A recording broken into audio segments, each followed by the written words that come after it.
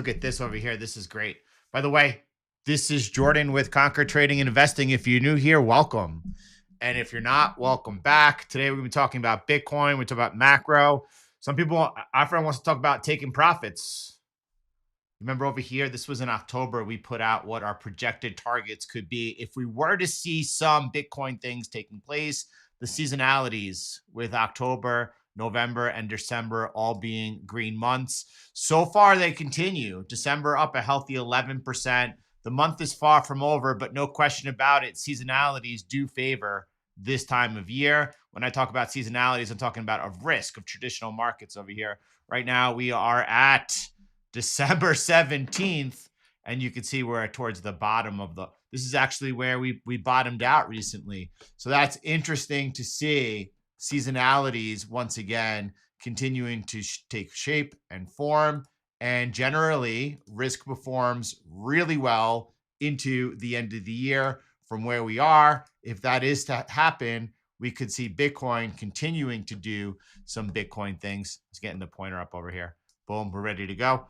And if you just rewind a little bit, you come back to where we were in October, and we put out, if we were to see some aggressive price action, potentially where we would be looking for our, I don't want to call them take profit levels, our, let's say, goal target levels, right? And this was the top tranche over here. And we're into it. We've already almost peaked right into it. That's pretty good. This one goes back pretty far. This one goes back, if you were to look at where it came from. Let me just go ahead and highlight that line really quick, and then we'll just rewind so you can see where we base that structure off of. And it goes back all the way over here into 2019. And you can see this was resistance. This was support. So as close as we just tagged or are tagging yesterday, that was a pretty good look. I thought it would be, if we were to reach there, I thought it would be aggressive to reach by the end of December 100,000. And of course, we're trading above 100,000 now. It's a good thing. We all like it. And I mean, could we go further? I mean, of course, this was just from Bitcoin, more or less $60-something thousand. Looking at the end of the year, what potential price targets could be. We're here right on time. I would love to break through and go even farther. We'll see what happens. I mean, there's a strong bid into the markets.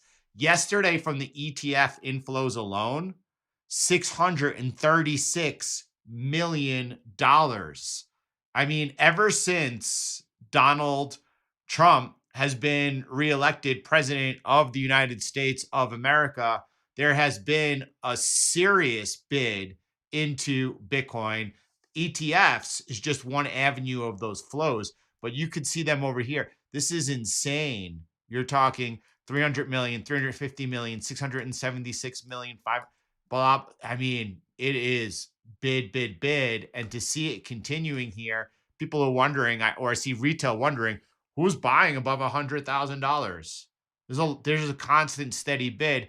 I saw that over the last 30 days, I tried to pull up the data so that we could look at it together. I was unable to retrieve it to find it, but on average, $3 billion a day. I don't know. It doesn't even sound right to me, but look at this. This is from yesterday, and you were seeing retail, $221 million. Little bit of perspective here when you see these large inflows.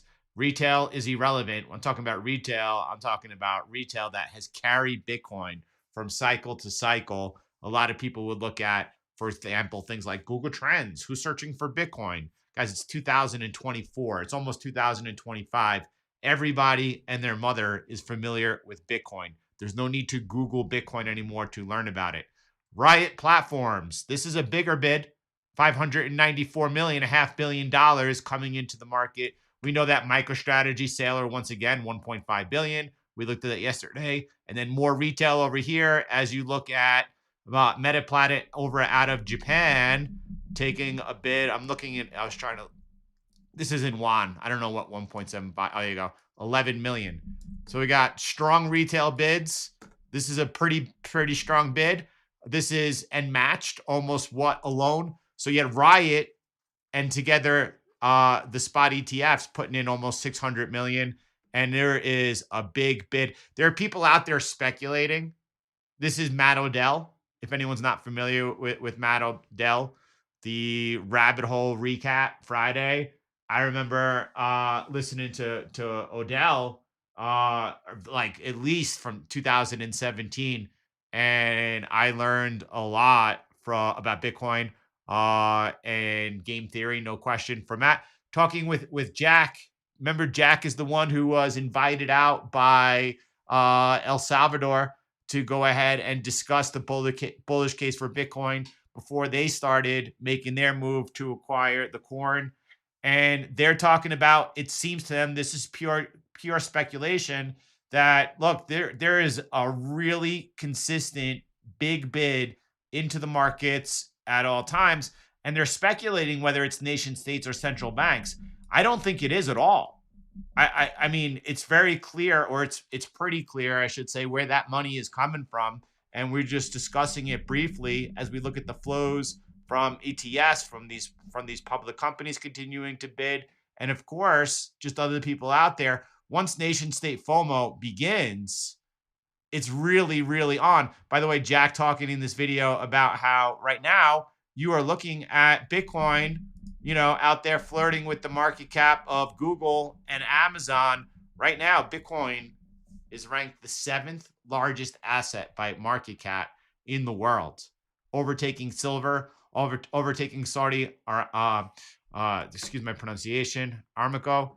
And you can see that we are just right here getting ready, trying to leapfrog Amazon and Google. Nvidia losing market share by the day, currently into a little bit of pressure. We'll look at that here today. And then Microsoft, that will be a big one. The irony, if Bitcoin, when Bitcoin is able to overtake the market cap of Microsoft at that point, shareholders might say maybe we should have took a position. Is Berkshire Hathaway on here at all? Sure is, over here at 14. I remember the day that Bitcoin leaped over Berkshire Hathaway. Right now, you're seeing Uncle Warren sitting on billions of dollars of cash. People are like, well, it's because he's waiting for the next depression. He's going to come in there and he's going to scoop it up, put all that money to work. I don't know. I think it's because he's old. If you remember what happened in 2020, before the crisis, Warren was sitting on a record amount of cash. I think it was 120 billion. It could have been 140 billion. And then we saw the crash. And then we saw Jay Powell come in and flood the markets. Warren did not put 1 cent of that money to work during that period. He said it happened too fast. He didn't put any money to work. Obviously, that was not played well. He should be saving in Bitcoin. And had Warren been taking a decent allocation of the cash they're sitting on and be putting that into Bitcoin, I think Berkshire here would be doing a lot better favor to their shareholders. Right now, we're looking at gold leading the way, just under an $18 trillion market cap. Gold right on or off all-time high, $2,669. And there are people out there who think that Bitcoin we're not concerned about Amazon and Alphabet, Nvidia, Microsoft, or Apple. Bitcoin's eyes are on gold. And people all over the world reading Forbes over the weekend, well, that's exactly what's being ingrained into their psyche. Bitcoin strategic reserve plans confirmed. I saw Eric Trump just the other week talking about how his dad had committed to that and that it was going to happen. Eric talking about, like, listen, you shouldn't be thinking about $100,000 Bitcoin. We're going for $1 million Bitcoin. And when we talk about taking profits, we take profits all the time. That's literally what we do and all we do. And let me just come back over here and we're taking profits all the time. Do I have a schism? Hold on one second. This is like Bitcoin. So there are a lot of people who held Bitcoin buy and don't sell. Don't sell your Bitcoin. Hold your Bitcoin from January 2022 until late 2023. Doing that, your money basically saw a drawdown of 76%, and you didn't make any gains. Trading Bitcoin, taking profits regularly, saw a wildly different outcome. And in that period over there, you saw, basically here the P&L going from January 2022. We'll keep the whole numbers, 10,000 to 25,000. Right? This is starting with $100 here on the thing. And then today you're looking at above 40,000. We're taking profits all the time, but I think that, is Bitcoin here? We're going to be looking at some people who think, well, we're actually right now getting towards to starting that distribution phase, and people might be looking to get ready to take profits. I think it's an important reminder to be thinking of Bitcoin right now. Now, nothing's assured. This is from the very beginning, nothing has been assured. If you're betting on Bitcoin, I think by this point in time, you've spent an enormous amount of hours studying to understand Bitcoin. There's no question about that. But I personally think that it's better to think of the Bitcoin you have and price it mentally at $1 million. Why do I think that? Because I think it's going to, look, some people want to take profits for whatever reason. There's nothing wrong with that. We trade to take profits. We trade to take profits, and we do it all the time.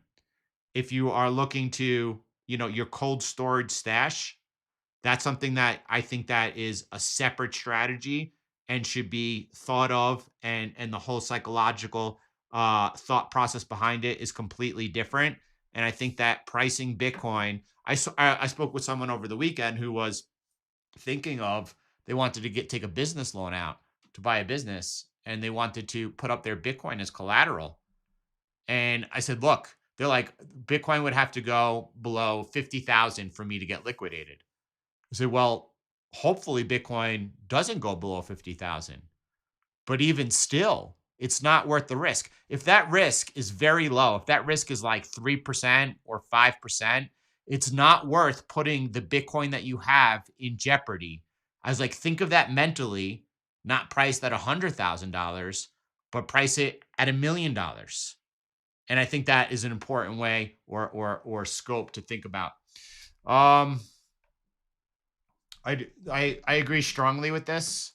This is my whole thesis. And this is something that, if you go back over here to the top, if you look at our channel, the YouTube channel, and you go to January 2022, you'll notice I talk about S-curve adoption and what's taking place.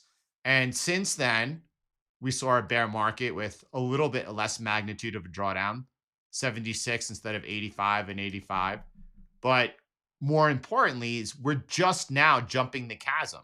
This is the chasm on the S-curve between facing reality. Is Bitcoin going to make it, right, to the ultimate market opportunity? And during this phase, my expectation is that we are going to see a lesser volatility, both to the upside and downside. Lesser volatilities. I don't think we're going to see these blow off tops that we've seen in the past. I don't think we're going to see them at all. And that's great. That's fantastic. If we're able to get some type of price action that more resembles this or this for an extended period of time, that is super fantastic. Will there be drawdowns? Absolutely. What would a 30% drawdown on Bitcoin equate to on something like MicroStrategy? Greater, right? And, does that mean that, anyway, I don't want to go there today. But maybe tomorrow. There's a lot of people sharing lots of thoughts, and I think that they're all important. But I strongly believe that we are going to see a little bit of less volatility coming in. But we're seeing that people all over the world, this is from Forbes, are saying, oh, wait, the United States looks like they are going to be taking a Bitcoin reserve. We're looking at trying to surpass the market cap of gold. That's what we're looking for. And I don't think we stop there, but that's what we're going to. And then you could see the effect that has. Here's Germany sold a bunch of Bitcoin this past year. And now you're seeing the ex-finance minister saying, look, it's time to recognize the opportunity of Bitcoin in Germany. And then the EU, European MP, Donald Trump is going to create a Bitcoin strategic reserve. Bitcoin skyrocketing. The EU is squandering our money. Talking about, look, it's time to change the paradigm and protect our people from inflation. And the conversation is being had at high levels. Obviously, last week we looked on Friday, Japan on Friday announced or proposed a bill. A couple of weeks before that, Brazil had proposed a bill. And last week as well, Russia also proposed a Bitcoin strategic reserve. And there are people who are looking to sell or getting ready to sell. And maybe they're going to be right. Maybe, and I don't know, right? But right now, what I do know is this, that we're in the middle of a bull market run and we're holding and definitely not looking to sell. You saw the tops that this has gotten in the past, right? And this is just simply people say as Bitcoin is going up and to the right, you can't outperform Bitcoin. That's exactly correct. It's impossible to outtrade Bitcoin when it's going up and to the right. If you know where the bottom is and when you know the top is, this is the best that we could come up with. And you could see that off the COVID lows, that massive run getting out first here in May. We did it from a discretionary basis, get neutral. Something's not right at the same price level. And then the exit over here, that's almost exactly where we did it as well. We did this better because this was our entry. And then this was our add. And then this was our exit. But from a mechanical standpoint, it's pretty good. Look at the 2019 wave. This was quite unexpected by some. I didn't think we'd go as high as 14, that's for sure. Some people did. I think the people that did, if I get it right, were Mike Novogratz and I think the Winklevoss, one of the Winklevoss brothers in real time, both thought we were going as high as we did. Nevertheless, pretty good from a mechanical standpoint. And then you could see over here, this was a hard exit because price came down in literally a few weeks, a couple of weeks. It came off like 60%. So you see 51%, sorry, in a couple of weeks. That's absolutely ridiculous. If you think that's easy to trade, then, well, it's not. So I digress, and let me get back into it. And some people are talking about, well, we might be headed towards a recession. And we're looking at right now the yield curve on inverting, and there are concerns out there that maybe that we are, well, here's an odd stat. This is not bearish. The Dow Jones Industrial Average is down 8 days in a row. Exceptionally rare when the Dow is in an uptrend above its 200 DMA. Historically, when this has happened, the Dow has surged over the next few months, even in 1929. Ooh, a little bit of a 1929 comparison. Where do you all think that the markets are going to be? Bitcoin and NASDAQ. Do you think that in March they are higher or lower than they are today? You have over here some warning signs. S&P 500 year-end forward PE currently at 22.3. Now, that's the second most expensive valuation since 1999 when they were at 25.2. Go back to 2020, they were 22.5. What happened in 2020 though? Powell and the Federal Reserve came in and absolutely flooded the markets. There are some people who think, well, we're in a new paradigm ever since QE began. By the way, we are looking at job openings declining rapidly. The U.S. economy is likely already on the brink of recession. The U.S. stock market strength is masking this reality. It's true. Right before recession, stocks are usually trading at all-time highs and masking this reality. But the jobs data shows the reality of it all. This will likely become clear to the masses 3 to 4 months into Trump's turn. There we go, 3 to 4 months, potential recession. I'm really, by the way, tomorrow is Jerome Powell and the Federal Reserve meeting. Yeah, I'm super interested to see what the head of the Federal Reserve has to say. likely he walks a fine line. Nevertheless, I think it's important when you're dealing with a centralized system to have the person that oversees that system. Right now, the markets are only looking in January of a 16% chance of any type of cut. A strong right now, market's already priced for a hold. So we'll see. I like from my perspective and why I don't think that they're going to be looking to cut in January. That's not what the market's pricing in right now. We're just going to be getting back for the holidays, probably going to see some data. March will be the big meeting to see whether or not that pause continues or whether or not they continue to cut. Right now, if you go to March, you're looking at, is that 50-50? Right now, it's 50-50. That seems appropriate to me. Seems like the market is well priced over here. I don't think that the market's going to react so badly if the Fed decides that they're getting the last cut in here and they're looking to move towards a more pause nature. But I don't think Jerome is going to give us much clarity on that. I think he's going to be quite opaque as he normally is. We'll be watching ever since the bonds over here continuing to rise over here. Expectations are they take out that high. If we get a breakdown over here, I'm going to move this here with you right now. So let me do this. I'm going to get rid of the last one. We all know where we are and what we've done. I'm going to remove this down off of that low now, right? And that's what we're looking for this current move. That is we're selling bond yields unless we see a breakdown over here going forward. Reverse repo, by the way, we're getting low. We are down to the last $110 billion. So after this last cut, my expectations are, and way off. I originally thought by the end of March of this year, they would be drained. They just completely went sidelined. Again, these things are very hard to time. Jumping back. Let's go over here and continue the conversation. I'm looking at this. This is channel of the NASDAQ off of the birth of QE. You could see over here prior to the collapse, you saw this is where we found support. Support was retested. That area of support thus far has provided the resistance above December, November 2021. Off of the low, we've had 1 and 2 tests of this. What would you do if we're testing the bottom of this channel going forward? Or when we test the bottom of this channel going forward? Are you going to have the mindset to be looking to buy? Are you going to be selling? Are you going to be capitulating? We'll look at it together as we go in. You can see over here, though, I want to let you see. Oh, I like that better. Anyway, I don't need to do that right now. Do we have a lot higher? Are we looking by the end of next year into the fourth quarter of 2025? Are we potentially looking at NASDAQ 30,000?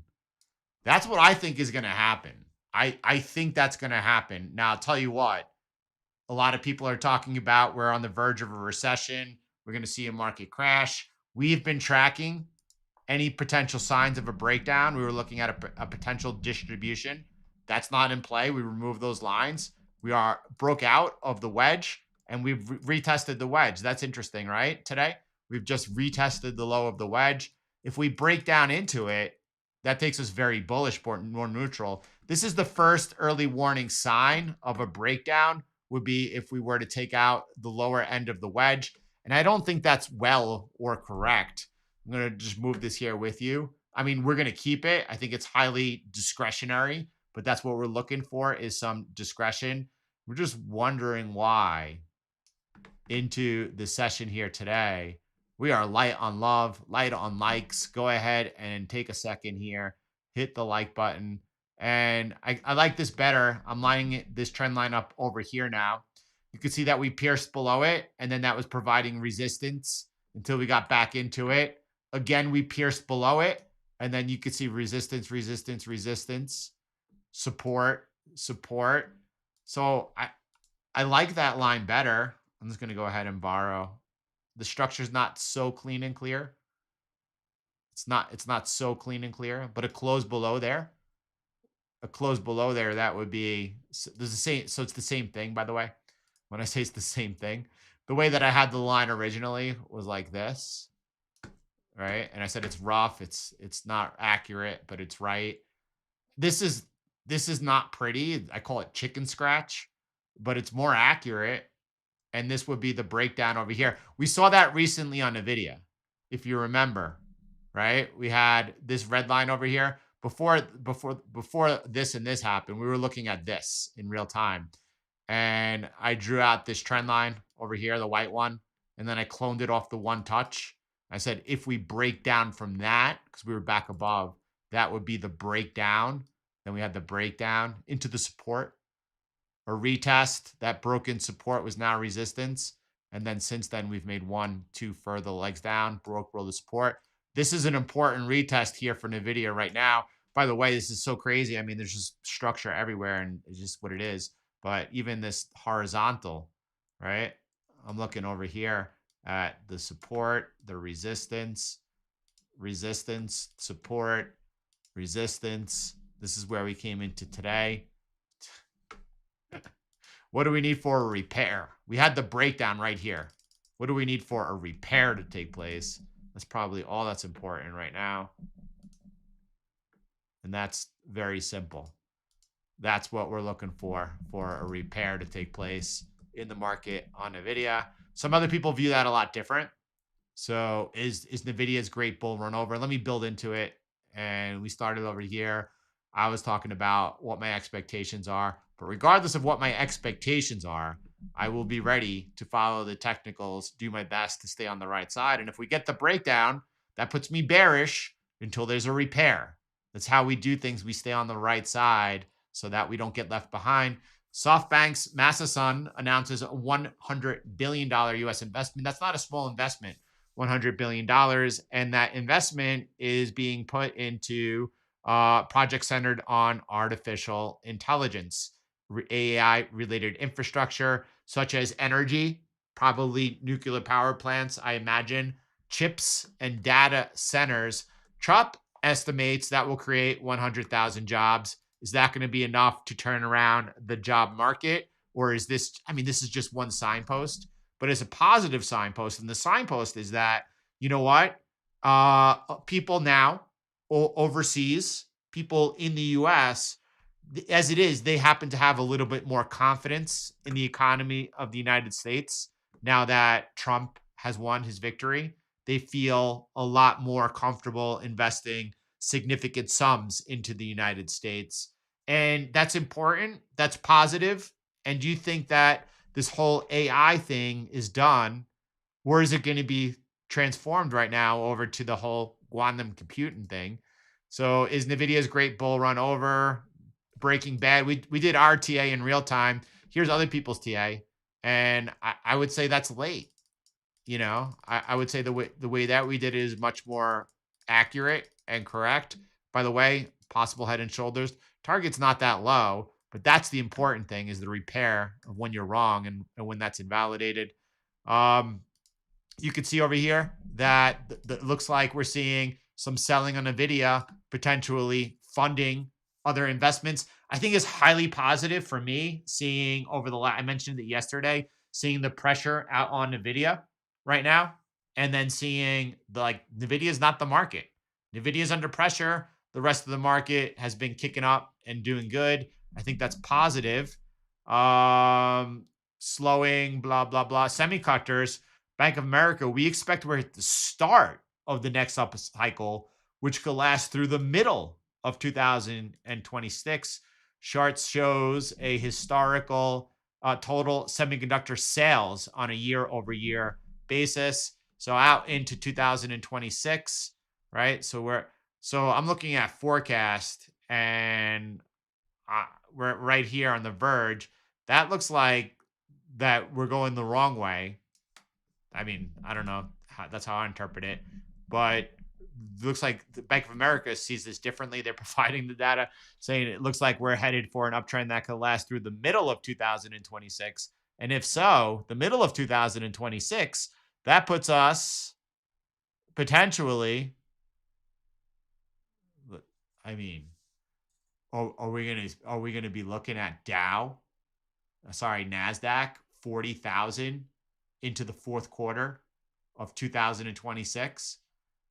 I wouldn't be surprised. You all know that, right? We've talked about expectations. There's a video in right now in the stock playlist, and it talks about what is happening right now, what expectations are after markets have put in a massive 20% gain for the last 2 years, which has only happened 3 other times before. So bringing it back over here, AI is so 2024 right now. Quantum computer is the new stuff. Obviously, these are low market caps. It's easy to move them right now. And right now, it's probably, anyway, if you're not early, you're late. This is kind of neat. This is the assets we trade. First of all, like, yes, we love Bitcoin. Bitcoin up since January 2023, 544%. We also love FNGU, and here's why. Look at the difference. This is triple leveraged FANG ETN over here, up 1,500%. Of course, we have Nvidia, our TQQQ, keeping pace with Nvidia. Our Tesla finally making a nice little move over here, Ethereum. And you can see Nvidia here, as it's kicking down, has simply been out of the market. We're at all-time highs. We take profits all the time. Out of the market, conserving capital as Nvidia's under pressure. TQQQ up 12%.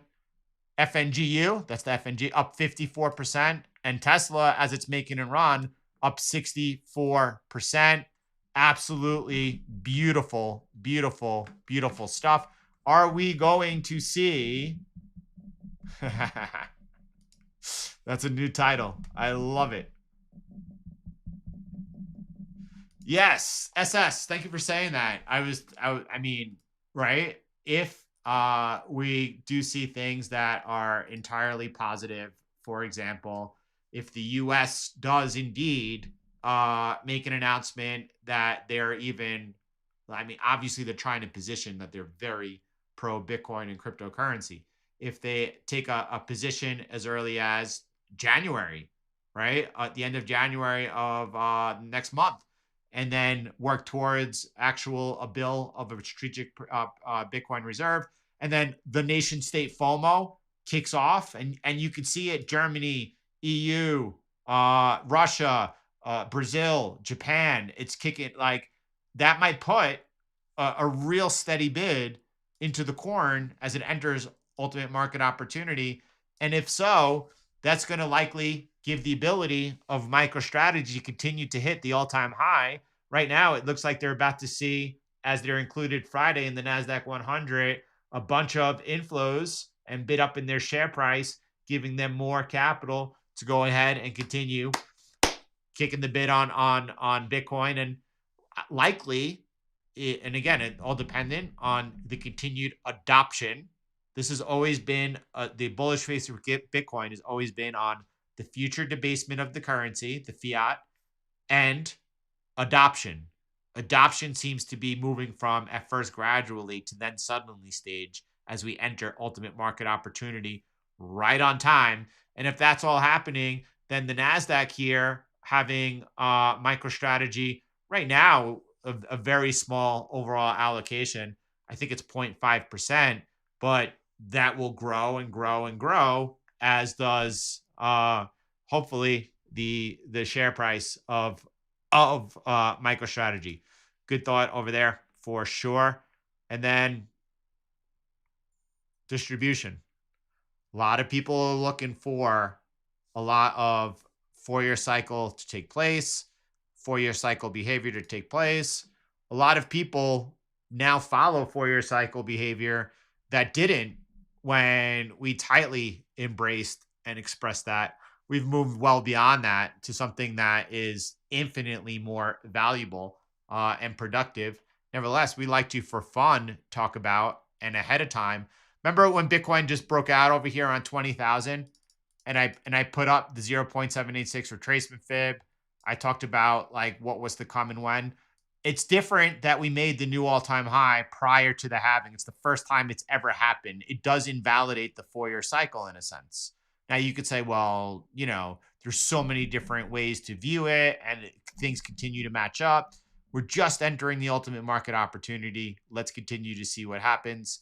there was a thought here that I was trying to get to, and I'm trying to get to it, and I'm trying to get to it, and I lost it. So, 4-year cycle behavior. So you've seen in the past, by the way, like roughly X amount of days. So I'm not going to go with the first top. I'm going to go with the top over here. This was roughly 351 days after the halving. Come down over here to 2016, and we're looking at 500 days after the halving. Come down to the last one, and we're looking at another 550 days since the last halving. That puts us where if we were to see something like that happening. So here's the first quarter. I'll go to March as a checkpoint over here. So that's 327 days. It seems early. A lot of people are looking for it. And then it's going to come out over here to, roughly 500 and something days into the fall of 2025. Obviously, whatever is happening in September of 2025, we cannot predict. I don't know of anyone who thought or predicted that we would be talking about the verge of nation state FOMO potentially getting ready to enter the market, even just, not too long ago at all. But here we are, and we'll have to continue to track and see how things develop. Maybe we're in a recession. And I've said before, and I've put out work talking about how correlated Bitcoin is to risk. And if we were in a recession, I'm talking about something like the magnitude of the Great Recession of 2008, or something like the dot-com bubble burst, that Bitcoin would react very, very poorly. I wonder, and you have to wonder, and I think it'll be measured like this, but if we were to see some type of bust or prolonged recession, you would not think that Bitcoin is going to react well. But if we are seeing an actual consistent large bid by nation states, you also have to assume that it's going to actually act very well, very well. And I think that one way people will measure it will be like, they'll go back to, and you can't use 2008 or the dot-com bubble because Bitcoin wasn't trading or around then, but we could go down and we could look at what during the 2022 bear market, the correction that the NASDAQ had, for example, let's say it's 35%. You say, well, Bitcoin's correction was 70%. So the next time, like, again, this is assuming that there's nation state actual buying taking place. And then if the NASDAQ were to correct, let's say 30%, what do you think Bitcoin corrects? Do you think that it's going to correct over 70% again? Do you think it's going to correct 35% or less? I do not think whatsoever, if there's nation state buying, that Bitcoin with that type of demand would correct on par with what it has in past 70%. I don't think that it would correct 35%. Personally, I know that might be a little sensational. I don't think so. If there's a huge, large bid from multiple sources in the market, I don't think that you're going to see that. I don't think that's what would happen. It's possible, but I don't think so. And I think that you would be looking at a period in time where the Bitcoin under stress corrected less than the NASDAQ. That's an absolute game changer if that was, because Bitcoin would be perceived, even though it isn't, it would be perceived as a bid to safety. And I would say, well, what was happening was there was a constant bid in the market. It had nothing to do with risk on, risk off. It was just a constant bid. But it doesn't matter. It will be perceived as being a risk off asset, a risk on asset, a risk off asset, a flight to safety. And going forward, that will be ingrained into investors' mind so that when there is trouble, you will actually see a bid into Bitcoin. That's beautiful. But pure speculation. I wish that we have an AI agent at the time that we could just pull up this clip after it happens, but we'll have to see. First thing we need to see is that nation state right now posturing and verbal become actual concrete buying into the market. And hopefully, my hope is that the NASDAQ rides this top of this trend line at some point going forward, and then we get to be looking at that type stuff. Now, other people obviously are looking for that recession, and they're also looking for um, they're also looking for maybe like the first, I'll say, top of Bitcoin. I know many are looking for that early left translated cycle. Can you imagine? I'm going to make fun here, and like hopefully I don't wind up being wrong, but can you imagine all that talk of left translated cycle as we're hitting ultimate market opportunity, and you see now the massive buying that's taking place, whether or not it's on an ETF level as we're approaching $40 billion into the spot ETFs, largest ETF in history, overtaking gold's market cap as you continue to see these bids into the market. And people are talking about a left translated cycle. I mean, Thurston, appreciate you, brother. Appreciate you being here. In the very beginning of the session, we talk about what overhead resistance is. This red line we made red and talked about where it comes from in 2019 and how that's the last level we put in when we were in October, and we put out those overhead levels that we were looking at. And then we added these two in since, but we were looking at this level, we were looking at this level and this level. And if we break above, there's not a lot until we get to, let's say by the end of the year, 127,000 to 136,000. There are these two light structures. They're light for a reason. We put them in there. There's something there that's first coming in at 113, or I should be over here towards the end of the year, 115 and 120. Those, well, in relation to this, we didn't cover the upper end, Thurston.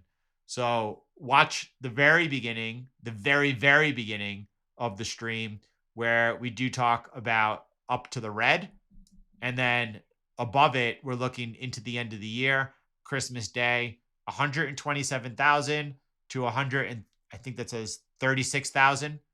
And then we got some light structure in between, around 115 and $120,000. Right now, obviously, we have Bitcoin bull run continuing here to hold, holding on to a nice position that it's at its average profit right now. It's just at its average profit right now. And you go into the performance summary and you average winning trade. Sorry about that. The average winning trade is 387. The average trade is 70%. We're just at the average trade, including losses. But the average winning trade is 387%. So that's a lot bigger and different. We continue to look at BTC 108, holding a position, carrying into profit. 107 is still out on the sidelines. And we are looking at 101 on the sidelines with 107. We know that 101 is our best weapon on the buy side only on the 8-hour time frame. It is also sidelined right now. CTM 2.0 and BTC 108 holding long positions. The daily just entered a long position as well. Yesterday, Hey You, the wizard, put into a V3 channel all of CTM Core Plus's highly preferred templates for Bitcoin. So my goal today is to preview those, look at those, pull them all up, and then look at what our best iteration here for Bitcoin on V3 is. So that super huge shout out and thank you to everyone in Core Plus who's been working diligently and hard, and of course to Hey You spearheading that massive effort. We got over here Ethereum, some more inflows into Ethereum as well. Ethereum zoomed out over here, continues to be looking at and targeting this area of the all-time high. We have that upward sloping structural resistance. You can see the touches here, touches there. Imagine people use horizontal. You've seen me now a couple of times on Nvidia and here on Ethereum looking at the horizontal, but it's the confluence in that area. Hopefully, or it looks like Ethereum here is trying to target and potentially break to new all-time highs. Ethereum here in the market right now. You see CTM 2.0. Someone yesterday asked in the Discord the difference between CTM 2.0 and X and templates. I'm going to make a separate video and publish that inside the dashboard soon. Thurston, I'm so glad you're here. I appreciate you much, my friend. And Ethereum on CTM, X also in the market.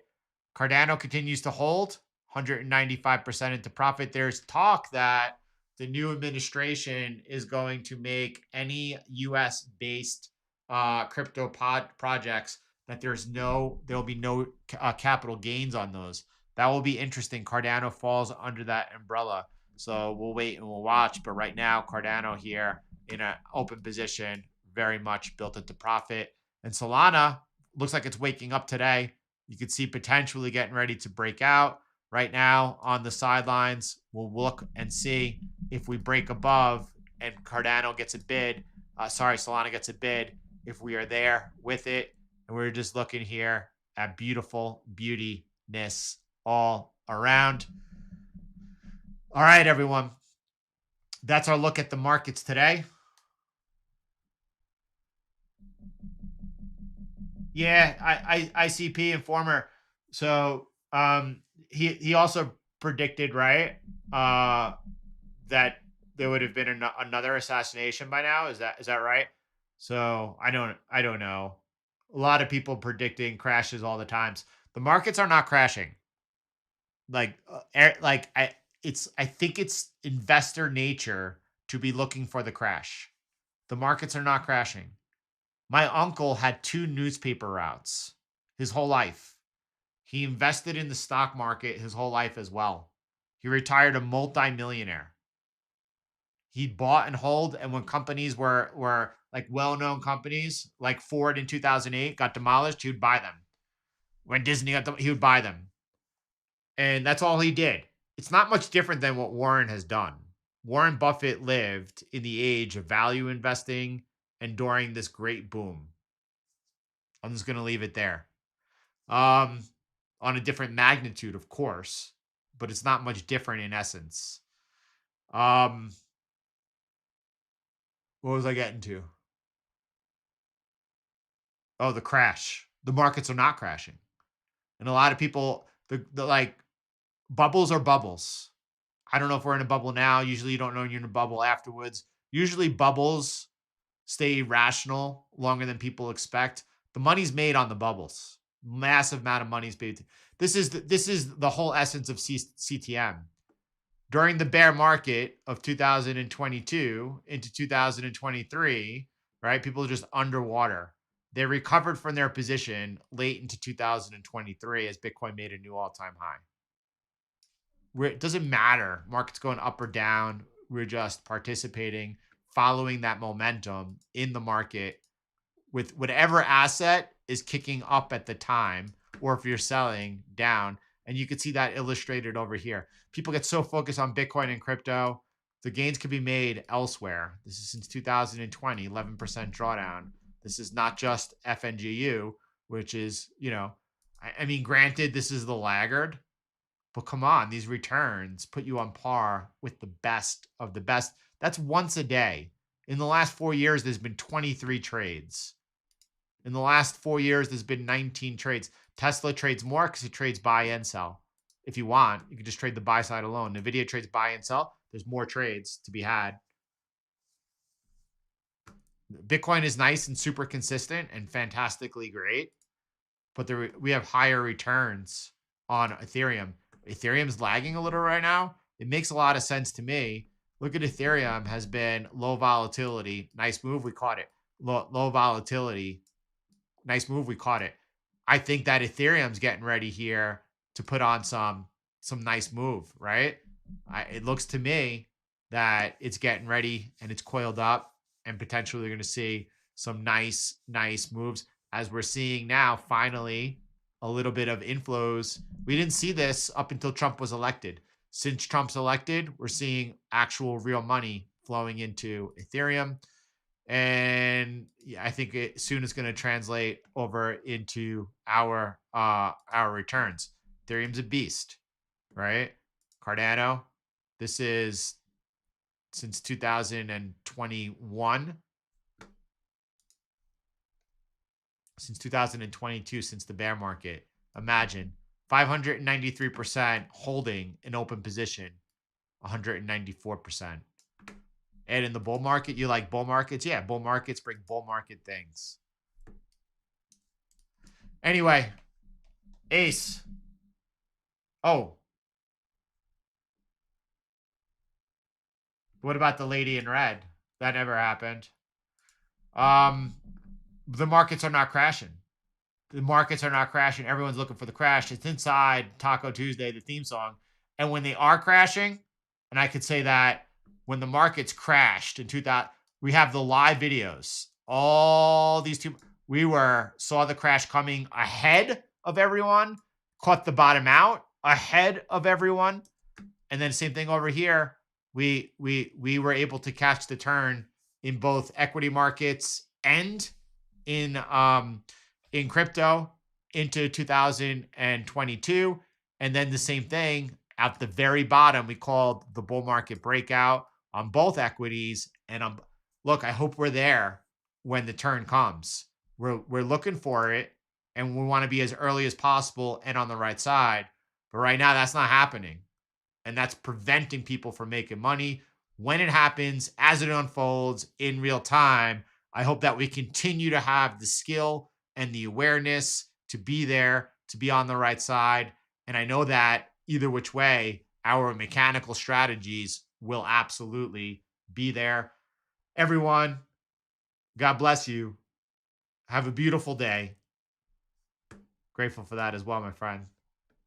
I'll see you all now on the inside.